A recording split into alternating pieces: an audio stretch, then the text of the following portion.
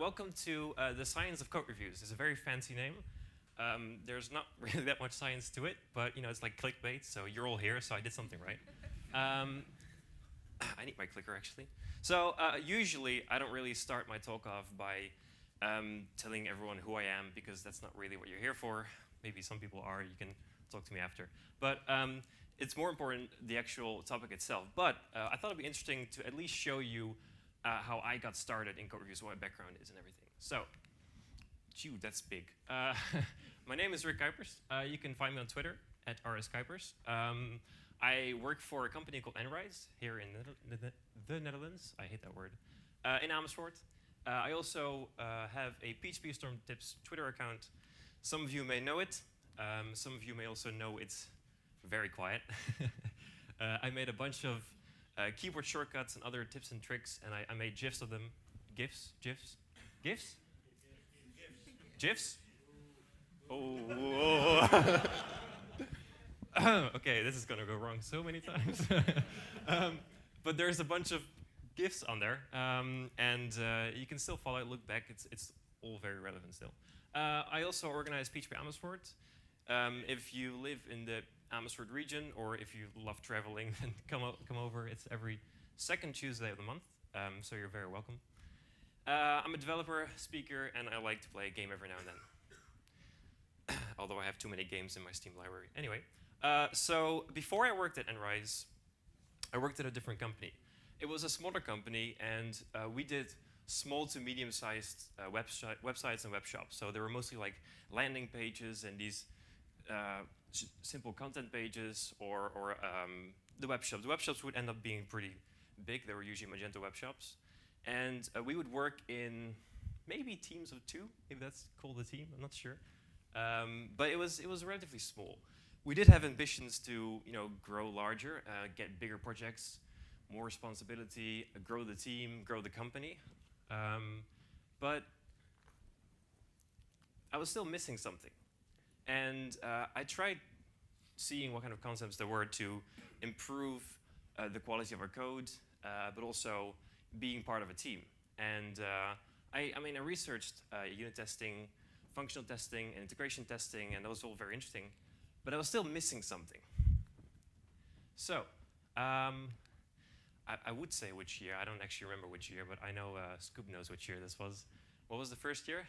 First year is 5 years ago. 5 years ago. Don't give me math when I'm standing here. 2013. Thank you. This is why I'm a programmer. Computers do things for me. It's not the other way around. So who recognizes this island? I see one person, two people, a few people recognize this island. Okay, so this island is called the Klut. And the Klut is an island. It's below Biddinghuizen. And if you don't know where that is, then I don't know, use Google Maps. And you see a few teepees here. And basically, there was an event held here on August 2013. It's called Weekend. Who's heard of Weekend before? Ooh, that's a lot of people. Cool. I don't know. What do you know about Weekend? I mean, nah. So I went here, and I was put into a team with a few other people, which is this guy, Stefan. He's also a speaker. Is he sitting here? No, he's not sitting. Why is he not sitting here? Never mind. I'll call him later. Stefan, he was the coach of the team. And we had, I always remember his nickname, which is Farky, but his actual name is Alan. And we had Richard, who also worked for Enrise, but not anymore. Sad face. And I was put into this team together with the coach, and the task was in 5 days to think of a project and build it in 5 days. It didn't have to be perfect. It didn't have to even be finished, for that matter. But we had to build something together. And I knew Richard, but I didn't know the other 2 people very well. So that was quite a challenge. Considering you're on the island, you don't really have, very fast internet. So we were thinking of project ideas, and we ended up thinking of a project called Meetspire. It's a very terrible name, but it's actually a concatenation of Meetup and Inspire, because back then, meetup.com was doing some changes which we were like, it's not exactly what we want from the platform, and we thought we can do this better. Well, considering we're all still using meetup.com, we kind of failed, but that's okay. So we thought, let's build an open source meetup clone. And we started working on it, trying to get our Vagrant boxes running, handing over USB sticks because you're on satellite internet, it's kind of slow. But eventually, we got it working. And then Richard, this guy, said, hey, let's do code reviews. And I was like, hey, let's not do that. We have 5 days. What are you on about? But eventually, I was like, okay, maybe we can do code reviews. Let's see what happens. Sure, we have very little time, but I'm here to learn, so let's see. And turns out that was actually one of the best things that, well, the most interesting things that I learned from my time at WeCamp is the whole code review. It was very new to me, but it did give us a way to really quickly get to know each other as a team and really quickly understand how each other's thought process works. Also, of course, one of the first gifts I left on the pull request was this one. But the most important thing is we were no longer just learning from our own mistakes, we were also learning from each other's mistakes. And failure is the only way forward, so this is a very important aspect. So, enough about that. Let's go into what actually is a code review. So, some formal definition here, but basically, when a developer writes new code, or product owner, could be, I don't know, and they want to get it into the code base, they ask another developer to review their code, and the reviewer can look and find certain issues or find certain improvements that can be made. And when that's approved, it can go into the main code base. That's kind of the gist of what a code review is, right? So why would you do a code review? So who can tell me, how do you know your code is readable? Can you tell me?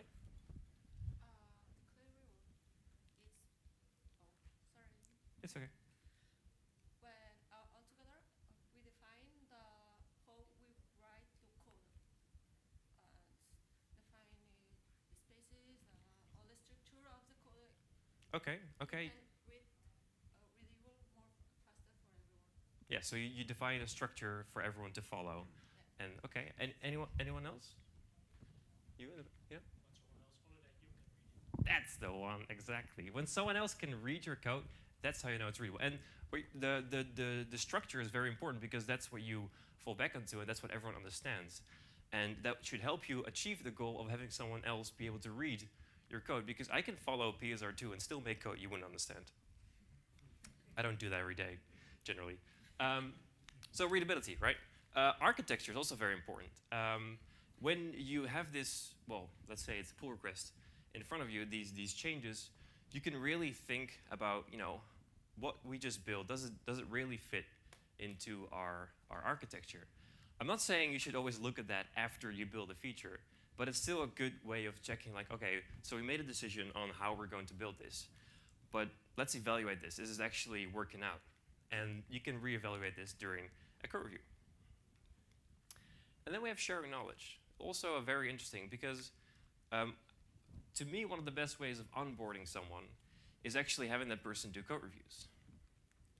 Reason for that is when you do a code review, you can see this feature is being introduced, and this part changes, this part changes, and this part changes of the system. And that's very useful information. So that person now knows that if that person has to introduce a certain feature, it knows where he or she knows where to look at the moving parts of the application, basically. So that's a very interesting way of onboarding someone. Next to that, I don't really like documentation myself, so I much rather do code reviews to keep it going and just keep my knowledge up. And then, of course, we have bugs. It's a very straightforward one.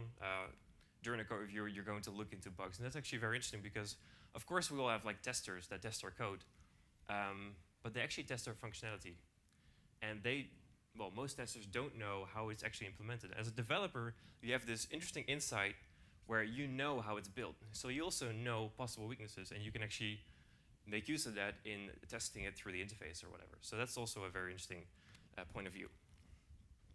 Now, I mentioned pull requests, but there's a few different types of code reviews, and these are two of them.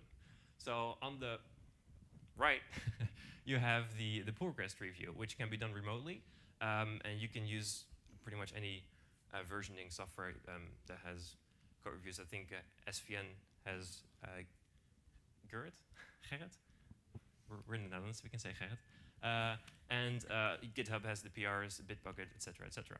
And on the left side, you have pair programming, which is also a very interesting, a little bit different type of code review, but it's still a code review.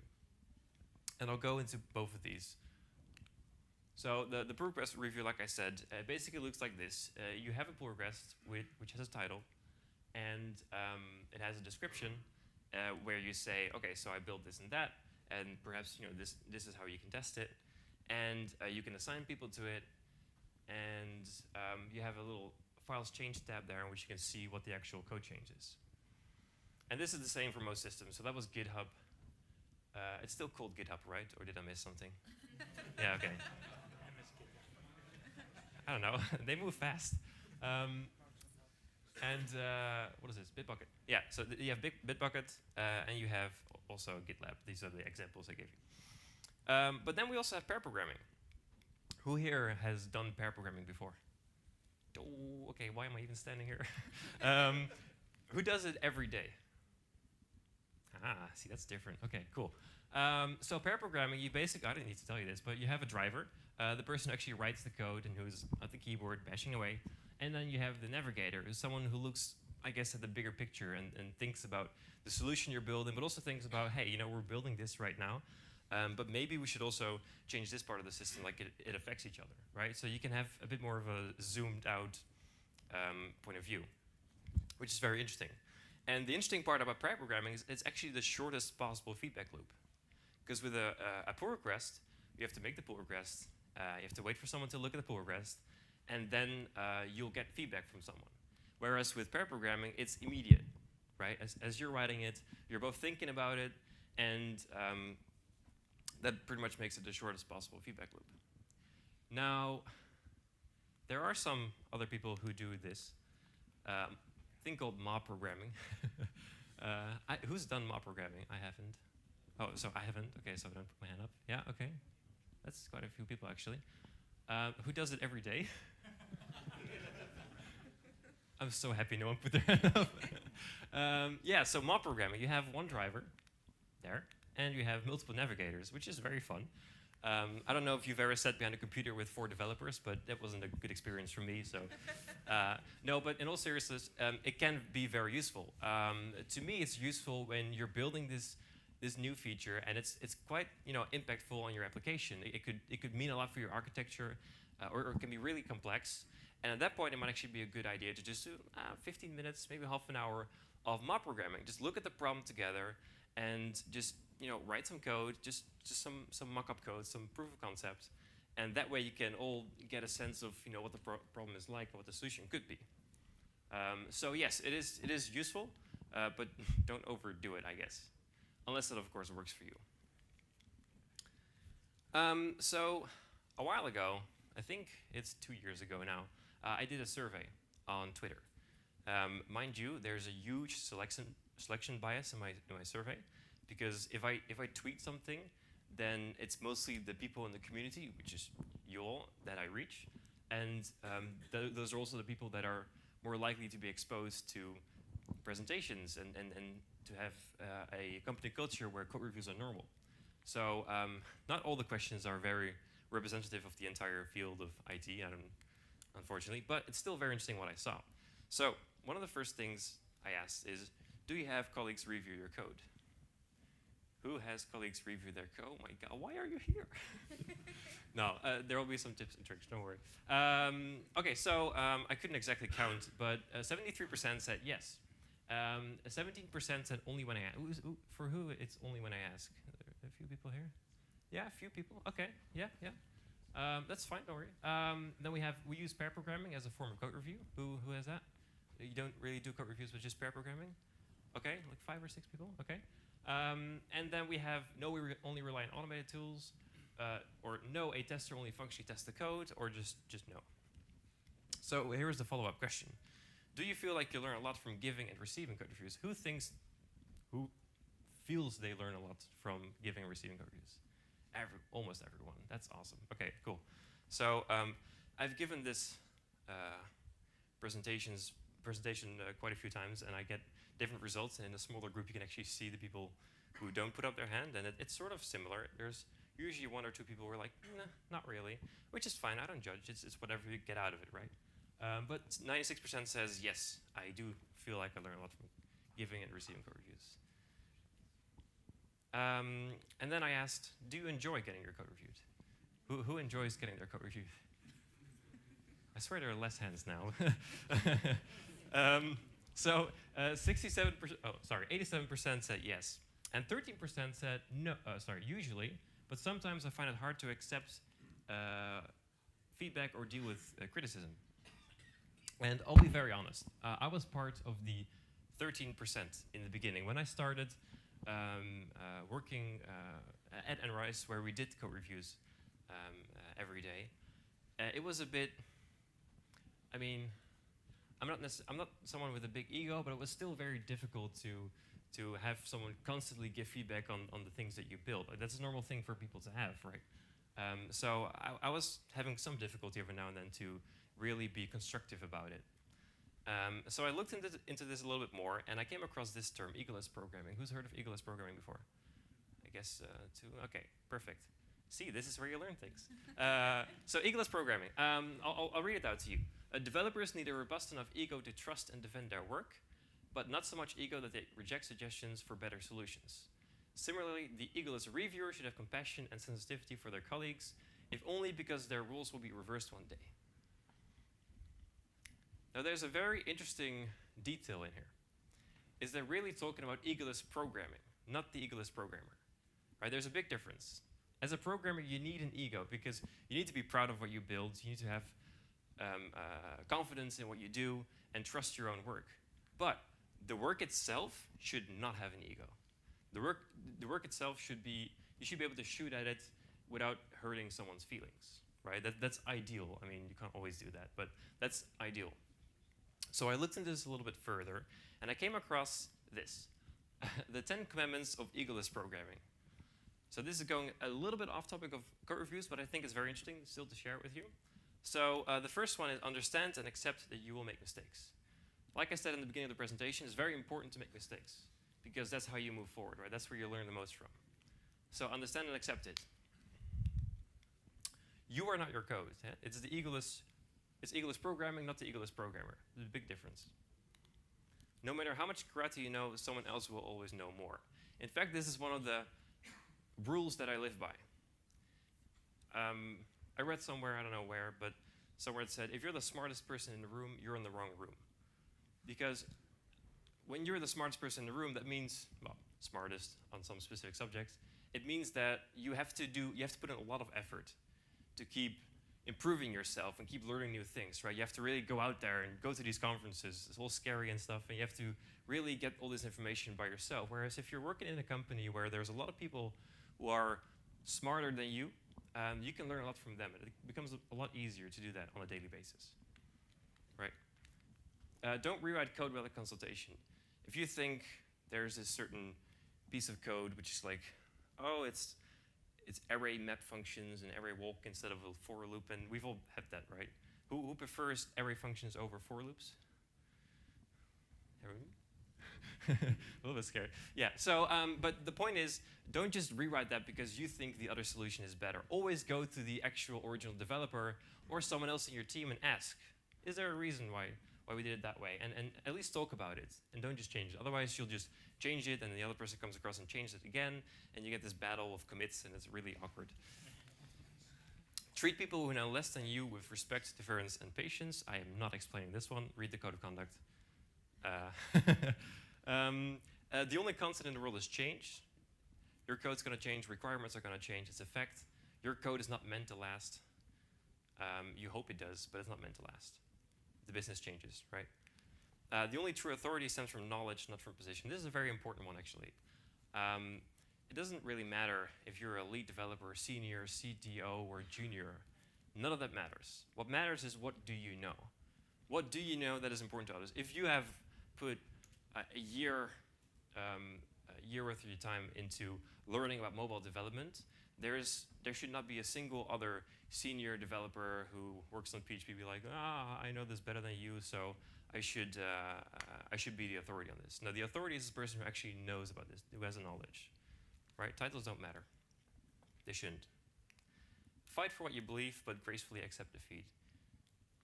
Also speaks for itself. If you're in a discussion with someone and you're like, okay, maybe the other person has a point. The other person has a point. Accept it and accept your defeat. Move on and improve. Because what matters is your code. What matters is the team, the project, and not your own personal opinion, right? That sounded kind of wrong and out of context. Your personal opinion does matter, but in the end, it has to be constructive, right? Don't be the guy in the room. This refers to the person who comes in, grabs a coffee, sits behind his desk, puts headphones on, and just doesn't talk to anyone, does his or her thing, and goes home at whatever time. Don't be that person. You have to somewhat socialize with people, as scary as it is. I'm sorry. And critique code instead of the people. Be kind to the code, not to the code. Again, this is the EGOLESS programming, not the EGOLESS programmer. So what do you look for during a code review? In no particular order. I see someone's taking a photo. Did I ruin it for you? You were. We have time. We have plenty of time. There we go. I'll just stand here as well, like this.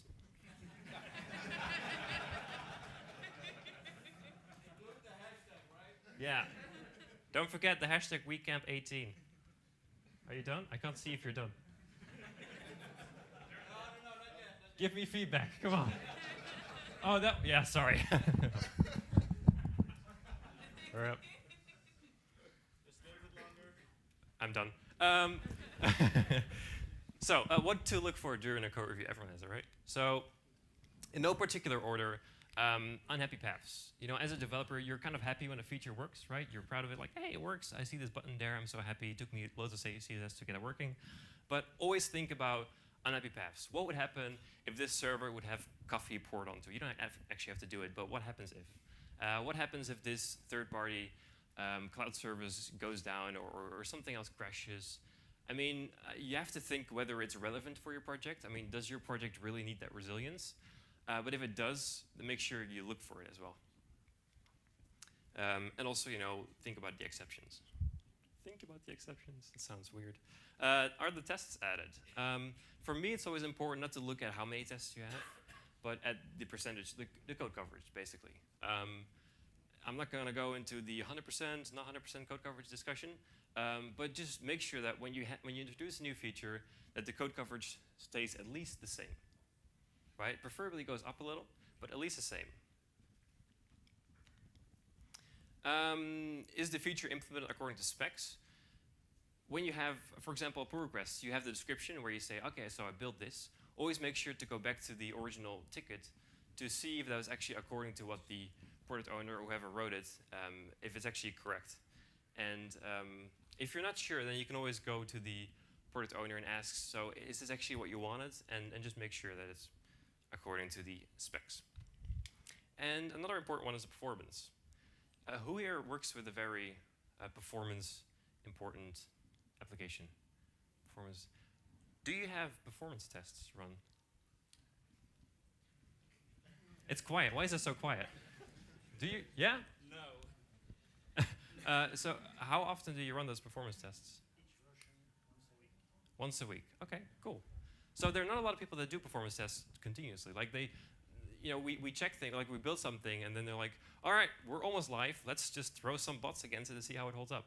And then it holds up, and then we grow, but we sort of forget to continuously check for performance. And if performance is important for you, then it might be interesting to invest some time into making sure there are tests running. And you don't have to run those tests on every pull request or anything, but at least, you know, like every week is that's pretty good. That's cool. Also, don't overdo it. Don't go into the, is_null is better or worse than, yeah, exactly. Oh yeah, single quotes to double quotes. Yeah, double quotes, more, it's heavier on performance because it uses interpolation and that's a check. A single, okay, I'll stop.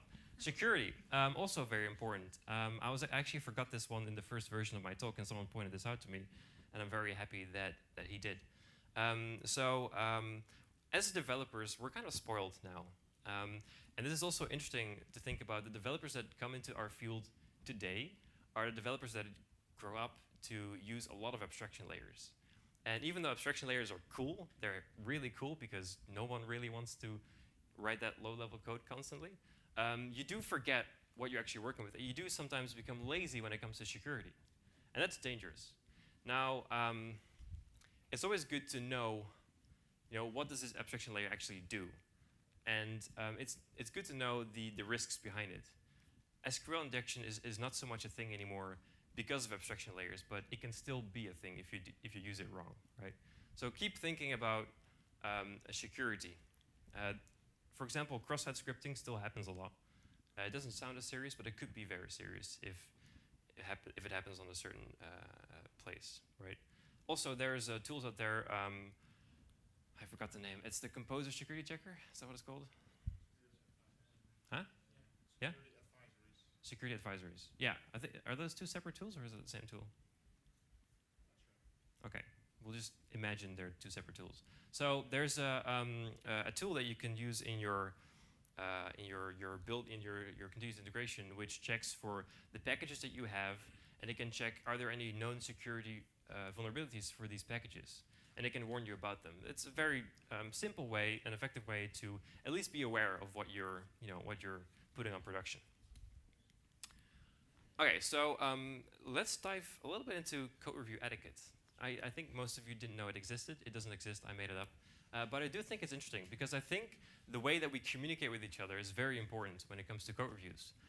Sure, we say like, oh, EGOLESS programming, an EGOLESS programmer, but that doesn't mean you can just like say anything you want. You still have to use a certain subtleness, right?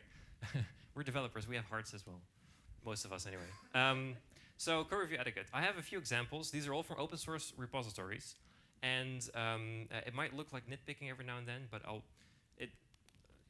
show you. So this is from, it looks like a Magento module. You can tell I worked with Magento. Not anymore, by the way. Don't come up to me with Magento assignments. So Person Blue says, I usually like to keep one line between functions. It looks like you have two here, and this will apply to all of my comments related to code formatting, blah, blah, blah. And then Person Red says, that was simply a mistake made when adding my code. My take from this is don't jump to conclusions. I mean, you could quite easily say, hey, it looks like there's an empty line here, or was it intentional? You can sort of assume that most of those things aren't done intentional. And actually, you can get rid of most of these useless comments by using tools like PHP CS Fixer or PHP Code Sniffer or anything else, right? Then another example is Person Red says, please use /** at far link for the class properties. And then Person Blue says, I'm sorry, but I don't think this is the right convention for this. By the way, this will not be managed by CS Fixer tools if you use it, as far as I know. Do you have a link about that? I'm curious. There comes the Coke. Excuse me. And then Person Red says, it's fine. And then Person Blue says, fine what? And then Person Red says, it's fine to put it on one line. So communicate clearly, right? This is an open source project. Most of the time, this was within the same day, so it's okay. Like it didn't impact much, but this could have costed another few days before this feature could have been merged. So make sure that you don't just say it's fine, but explain to the other person. Another example. This is from Laravel, I believe, where the person added a file exists check, and a Person Red says you can't use the file exists function. You must call functions on the file's object. Person Blue responds, thanks for the feedback, but I didn't see your main point. Honestly, please correct me if my understanding was wrong. The purpose of putting this check inside create cache directories, not to throw exception, yada, yada, yada. And then Person Red replies, not sure you understand what I meant. This class can't know about the file system. You have to make that check through another class that does. And this is what I don't really get. Why not use an example? Right? We work in a field that has a lot of remote workers. We work with people with different backgrounds, different languages, and the interesting part is one language that we all speak in PHP land is PHP. So why not use PHP to explain what you meant? It's much easier to do that than try to use English to talk about programming, right? So, I mean, GitHub is great formatting for it, syntax highlighting, so it's very easy to do. And of course, the most important thing is say thank you every now and then when someone builds something. Thank you. And of course, use GIFs. I said it right. I got it. I was reading it next slide. I was like, I'm gonna get this one. Yeah, use GIFs. This is what my colleague left me on one of the progress reviews. And here's a few more in case you didn't have enough. I like the kid on the top right. He's fabulous. He's great. Are we done?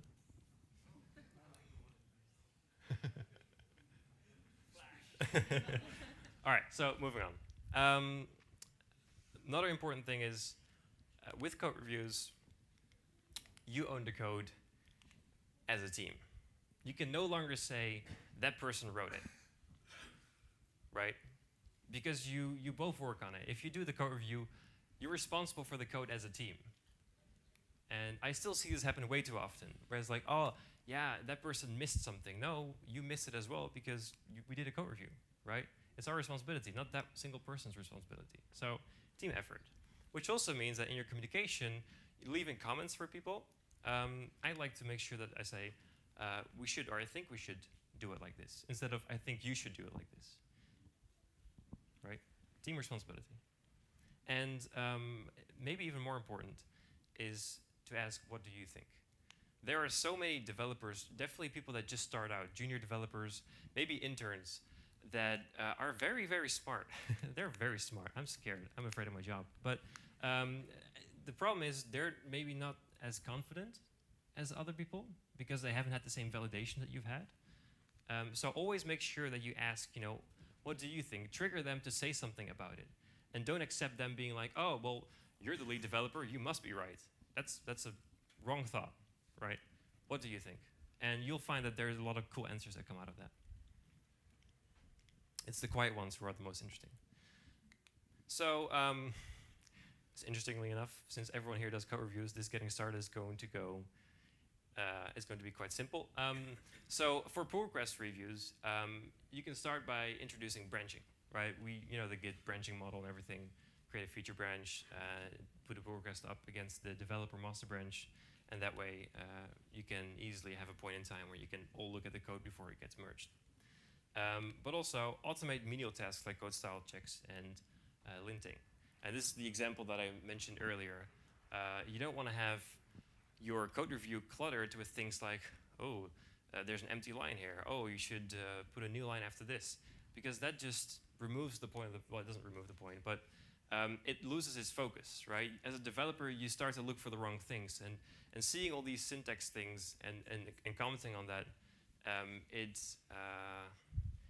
inhibits you from actually being able to look at the actual code and look at the architecture and see those things, right? Also, linting is built into PHP, so there's no excuse in not using it.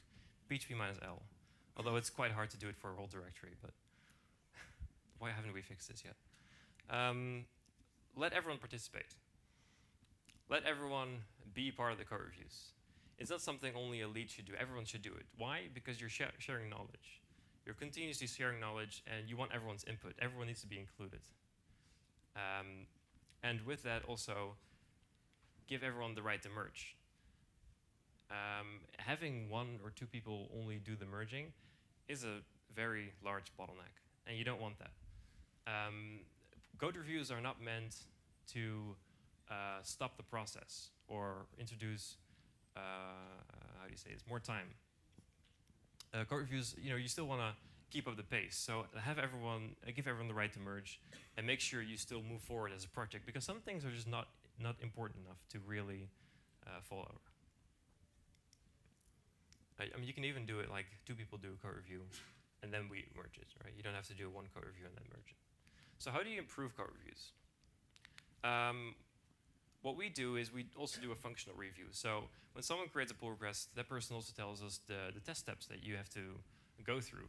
And that way, as a developer, we'll be doing the functional testing as well, because the earlier on you spot a bug, the cheaper it is to fix. Right? If you spot a bug somewhere when it's already deployed or whatever, then the ticket has to be moved back. Someone has to dive into this task again and fix things, and that just takes more time. Right? So the earlier on, the better. So what we usually do is we have 2 code reviews and 1 functional review, and which can be done by 2 people, 2 different people, right? And as well, get a third opinion. I don't know why people say second opinion, but get a third opinion. If you have a discussion with another developer, it's sort of like team A versus team B, right? It seems like a very inefficient discussion to me. So when that happens, and you notice this after 3 or 4 comments on a pull request, then what we have within my team is we have the rule that the third person has the deciding vote, right? Until the third person comes with the third solution, then it's a party. But generally, there's always like two teams, right? And so we just say, okay, so we have this discussion, and the third person just makes a choice, and we move on. Because unless it's a very, very important part, it probably isn't important enough to really spend so much time on. And everyone accepts this rule, which makes it a lot easier to function as a team, definitely when you're a bigger team. Keep changes small. I think this speaks for itself. If you have a very large pull request, it does a lot with your cognitive load, right? It does a lot with, because when you go through, you have to remember the state. You have to remember, oh, this changed here, so that means we can call this function here. And the bigger it gets, the harder it gets to follow all these things. So you want to make sure that you keep them small and make it easy for the reviewer, and also for yourself, really. Amen. Don't trust the developer. When a developer says, yeah, I built this and you can test it like this, or I used this method instead of this method because the other method didn't work, you don't necessarily have to question everything the developer does, but it's definitely good not to just assume that that person is indeed, or that it's indeed not possible doing it the other way. Always ask, like, why? Why did you do this? I'm interested to know. And I would like to see, maybe it is possible if we do it a different way. But yeah, don't trust the developer. And something that I see happen way too few is this: review using your favorite tool. Who does, I'm not gonna necessarily call you all out on it, but who reviews using just the GitHub in your browser, files changed? Right, why? I mean, you use PHP Storm every day. Most people here have an IDE. They have some sort of environment that they're used to coding in, right? And it comes with a lot of interesting things. It gives you a possibility to click through onto functions to see which classes implement these interfaces. And that's what you're used to. So why would you limit yourself to the GitHub interface, for example, and having to just look at just simple plain text with some colors in it?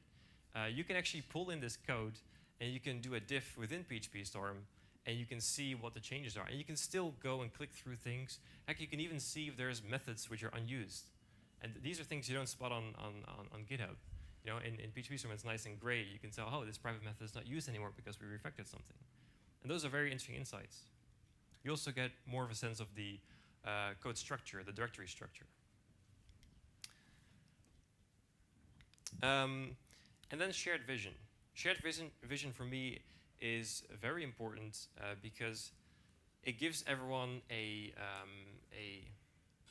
basis to base their choices on, their decisions, right? If you all have a shared vision, like we want to be here as a team or as a project, and everything that you come across along the way, you can make decisions based on knowing where you want to go, right? And this solves a lot of questions, a lot of discussions that happen on code reviews, because discussions during code reviews are very expensive. You want to keep them as small as possible, because the longer the discussions go on for, the longer the business has to wait for that feature, which is a waste. You want to deploy quickly, you want to move on, right? So make sure you have a shared vision. And one way of doing that is what we call an architectural exploration. Don't try to Google this, there's literally nothing on there. It's just something that we made up, which helped us a lot. And basically it comes down to this. While you're coding, take notes. Things you see, things you want to improve, or things that come up during a code review, take notes. Schedule a meeting. And don't have a recurring meeting, oh, we're gonna do this every week, because you'll have meetings that aren't really useful. You want to make sure that the meetings actually, we have plenty of meetings already. Time box it to whatever time you want. Present and discuss. So talk about the things that you came across. Think, I see this thing here, we're still using this component, but it's becoming a bit messy now. And I would like to improve it.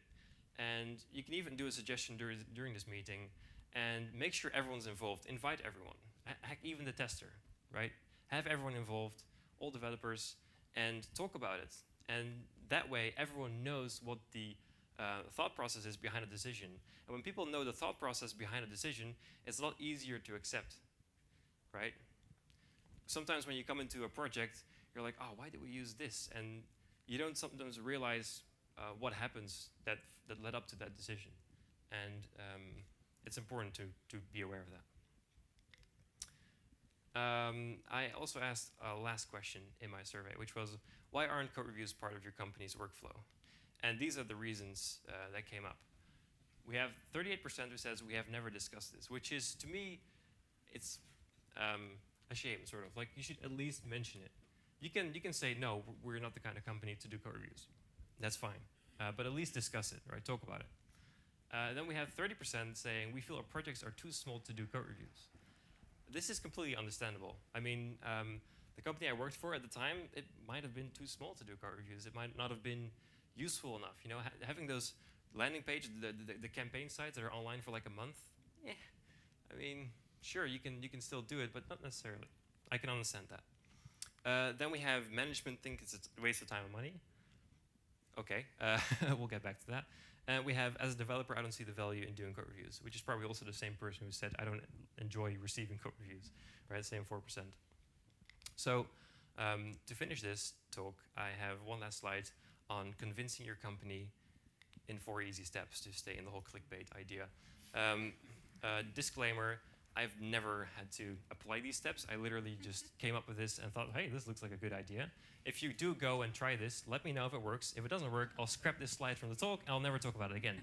If it does work, I win. So start the trend. Ask someone, hey, you know, can you review my code? Right? Be vulnerable. Can you review my code? I'll return the favor. I'll review your code as well. And then, hey, we can learn from each other. It's a lot cheaper than sending people to trainings and workshops constantly if you can just learn from each other as well.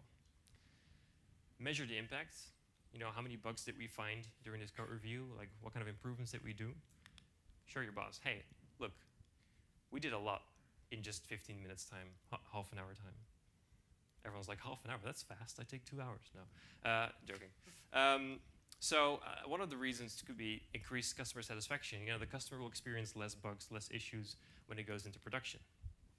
And developers are constantly learning from each other.